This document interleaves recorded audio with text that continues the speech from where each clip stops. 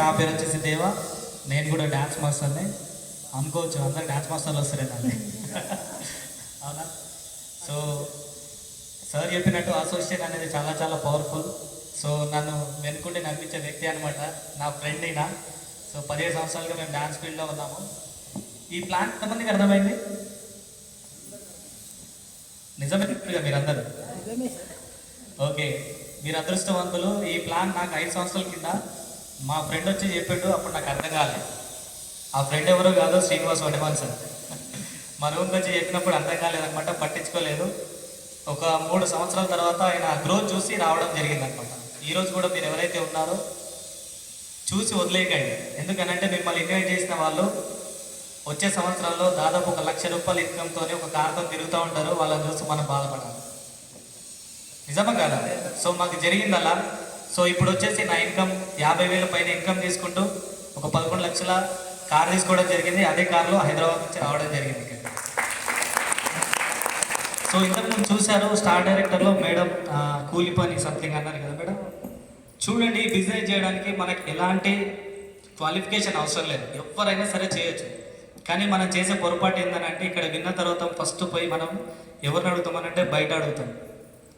వాడి జేబులో ఏముందో వాడికే తెలియదు, కానీ వాళ్ళని వెళ్ళి అడుగుతాం. ఇప్పుడు నేను ఒక నెక్స్ట్ ఎగ్జాంపుల్ చెప్తాను. మన పిల్లల్ని ఒక స్కూల్లో జాయిన్ చేయడానికి వెళ్తున్నాము. మనం వెళ్ళే ప్రాసెస్లో ఒక అబ్బాయి వచ్చాడు, 100% మార్క్స్ తెచ్చుకుని ఒక అబ్బాయి వచ్చాడు. ఆ అబ్బాయిని మనం బాబు ఈ స్కూల్ ఎలా ఉంది అని అంటే ఏమంటాడు ఆయన? కొంచెం గట్టిగా చెప్పాలి. సూపర్ ఉంది అంటాడు. అదే 100% మార్క్స్ తెచ్చుకున్నట్టు ఆయన కాకుండా 50% మార్క్స్ తెచ్చుకునే అబ్బాయి కలిశాడు. ఆ అబ్బాయిని అడిగితే ఏమంటాడు? ఏదో నేనే డక్లాంచుకుంటే వస్తున్నా అంటాడు. అవునా కదా? అదే ఫెయిల్ అయిన పర్సన్ వెళ్ళి అడిగితే ఏ బేకర్రా నాయన, ఇది వేస్ట్ స్కూల్ అదే అని చెప్పి అంటాడా అనడా? నిజమా కాదు? ప్రాబ్లం ఎవరిలో ఉంది? స్కూల్లో ఉందా, పిల్లల్లో ఉందా? అదే స్కూల్లో ఉండే వాళ్ళు 100% తెచ్చుకుంటున్నారు, 50% తెచ్చుకుంటున్నారు, 0% తెచ్చుకుంటున్నారు. అలాగే మన వెస్టేజ్లో కూడా ఇలాంటి నాలెడ్జ్ లేని వాళ్ళు, ఏదో చూసి వదిలేసిన వాళ్ళు. ఇంతకుముందు సార్ ఎగ్జాంపుల్ చెప్పారు కదా, మహేష్ బాబు గురించి, పవన్ కళ్యాణ్ గురించి ఏం తెలియదు, కానీ అన్నీ చెప్పేస్తుంటాం మనం. సో కాబట్టి మనం ఎవరిని అడగాలి అనేది కూడా మనకి తెలిసి ఉండాలి. ఇప్పుడు మనం కారు కొనాలనుకున్నాం అనుకోండి, ఎవరిని అడగాలి? ఎవరికైతే కారు ఉందో కారు ఉన్నోని అడగాలి. అదే రిక్షా అడిగితే ఇట్లా దొక్కాలి అంటాడు ఆయన. అవునా కదా? సో కాబట్టి మనము ఎవరి మాట వినాలనేది మనమే డిసైడ్ చేసుకోవాలి. నేను ఎప్పుడు ఒక మాట చెప్తాను, అది గుర్తుపెట్టుకోండి మీరు. ఎవరు ఏది చెప్పినా వినేవాడు జీవితంలో సక్సెస్ కాడు. ఎవరు ఏది చెప్పినా విననోడు కూడా జీవితంలో సక్సెస్ కాడు.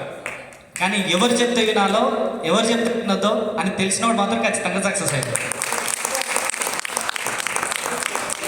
3 సంవత్సరాల కింద నేను ఎవరు చెప్తే వినాలో నాకు అర్థం కాలేదు. కానీ ఒక 2 సంవత్సరాల కింద మావాడు చెప్తే వింటే నా జీవితం మారుతుంది అనిపించింది. వచ్చాను, నా జీవితాన్ని మార్చుకుంటున్నాను. మీకు కూడా రైట్ ప్లాట్ఫామ్ ఉంది. Take a right decision. Thank you. Wish you very much.